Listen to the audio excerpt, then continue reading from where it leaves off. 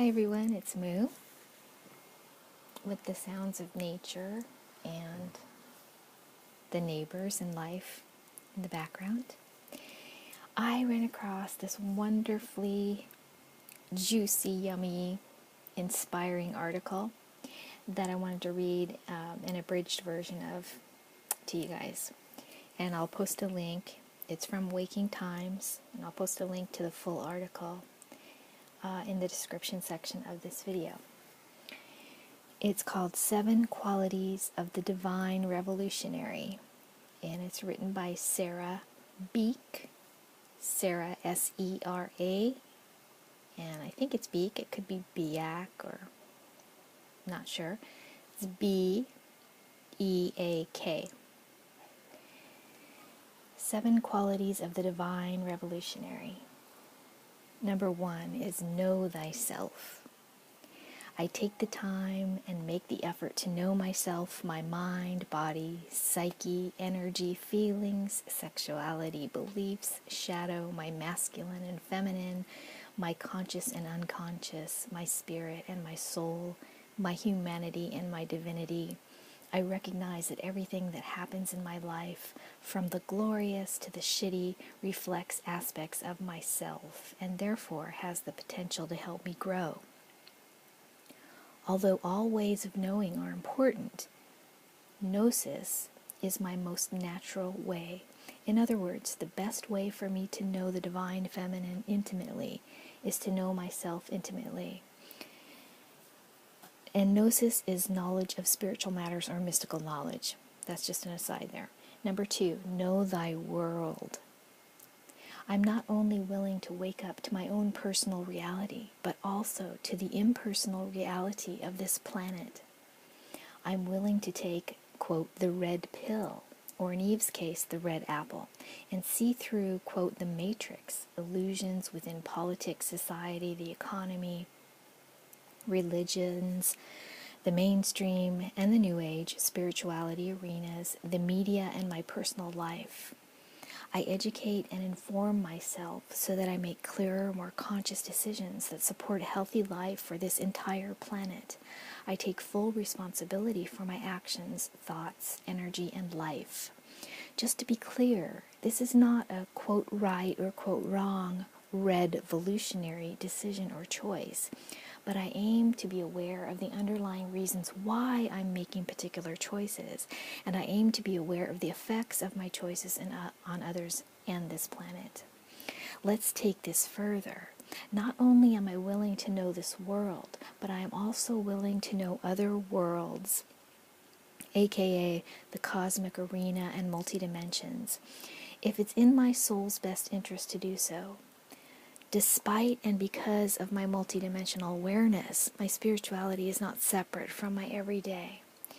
It is life, capital L, and life, capital L, is it, capital I, and it's even after life. Ultimately, knowing this world means knowing it in the biblical sense, meaning I open my metaphorical thighs to all of life. Number 3, embrace thyself. What I come to know about myself, I intend to accept and eventually love my light and my dark, my seemingly, quote, good and, quote, bad, my, quote, saint and, quote, sinner. Every freaking part of me gets hugged by the holy. Not one part of me gets left out of my own embrace. This embrace encourages integration and embodiment naturally.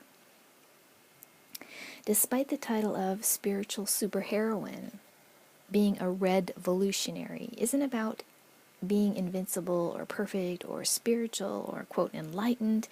It's about being my messy, funky, shy, goofy, erotic, imperfect, divine human self.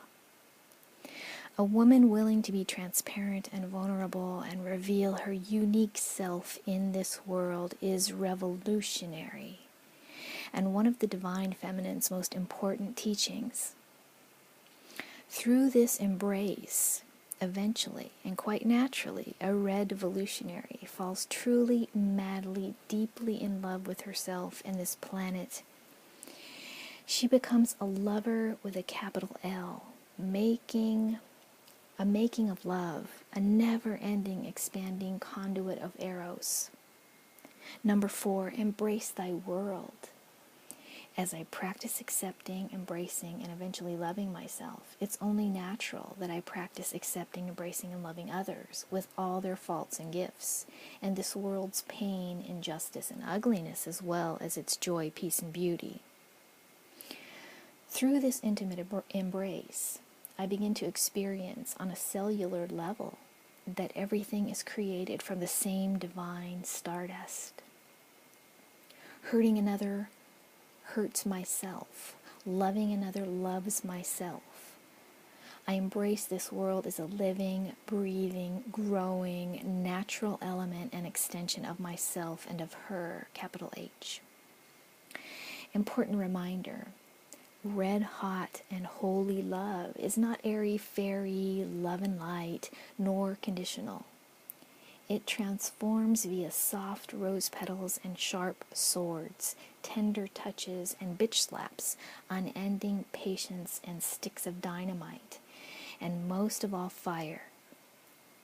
Number 5, unleash thyself.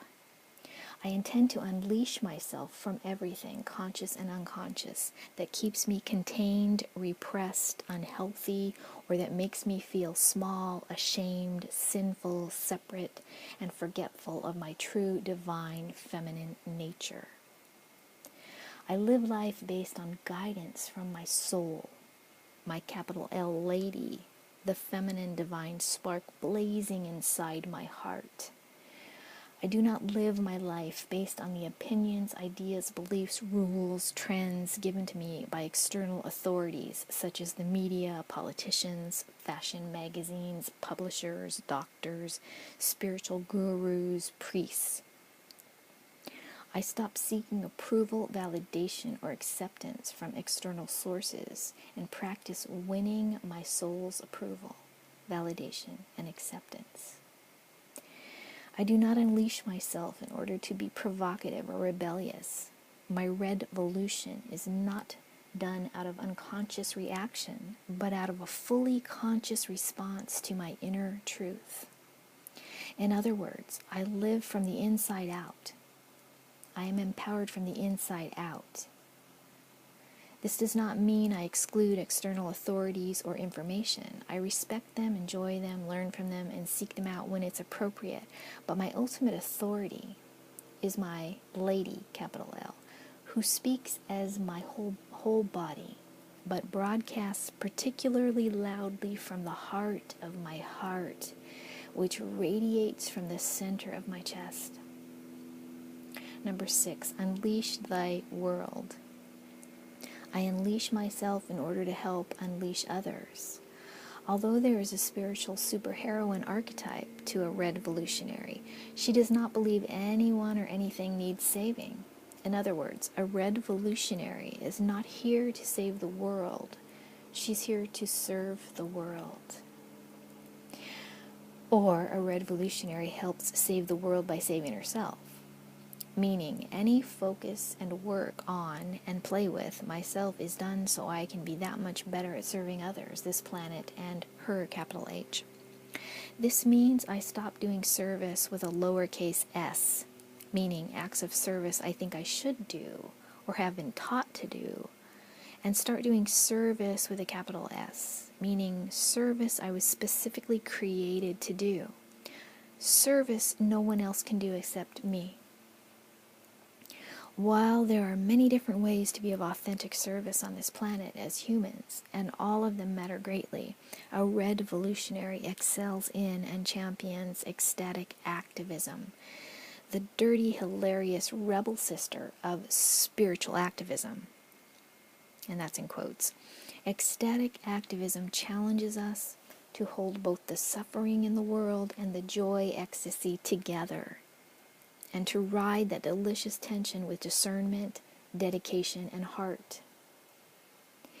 This means I look directly at the suffering, poverty, social injustice, economic crisis, environmental devastation, war, disease, and abuse, and do whatever it is I am called to do to help alleviate these very real issues. But at the same time, I consciously choose to celebrate life. Flash mobs, pillow fights, orgasms, silly movies, dance parties, and laughing my ass off, even in the most trying of times, because this is also my sacred duty. No matter how upside down it all may temporarily appear, we will have no fear because we know this secret. Life is crazily in love with us, wildly and innocently in love with us. Unquote. That's from Rob Bresney from Pronoia, Bronoia. By practicing ecstatic activism, I am more effective with my acts of service and don't burn out so easily. I'm not relying on my personal power alone, but also the power of the universal she-force herself. I become a spiritual energizer bunny on 34 cups of cosmic caffeine, a saucy secret agent of radical red change, a never-ending prayer for passionate peace. Number 7, surrender thyself. I surrender to her over and over and over again. I surrender my agenda for life, even if it appears, quote, spiritual. I release my egos, or my families, or social circles, or professions, or spiritual groups, goals.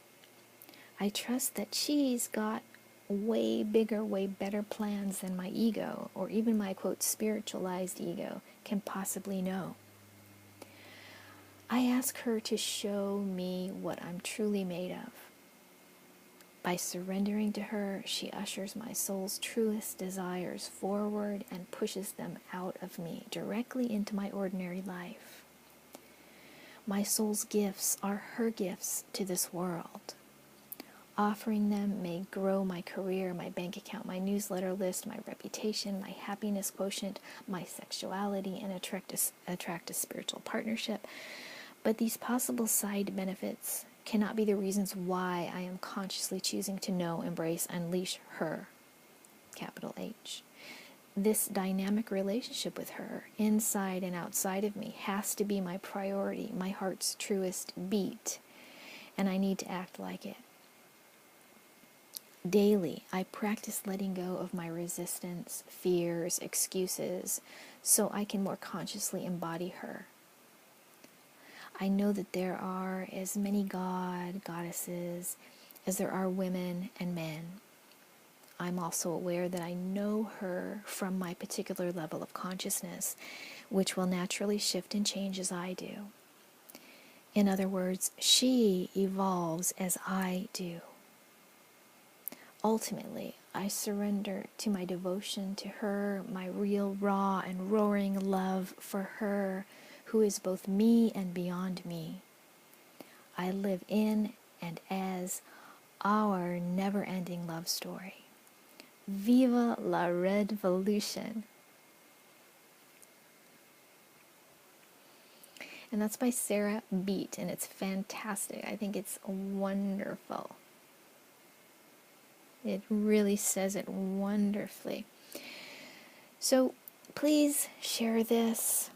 Help raise the vibration by sharing this video or sharing the Waking Times article. The full article is on Waking Times. I'm going to post the link to that article. It has a lot of quotes in it and other stuff that I didn't read. And until next time, peace and blessings.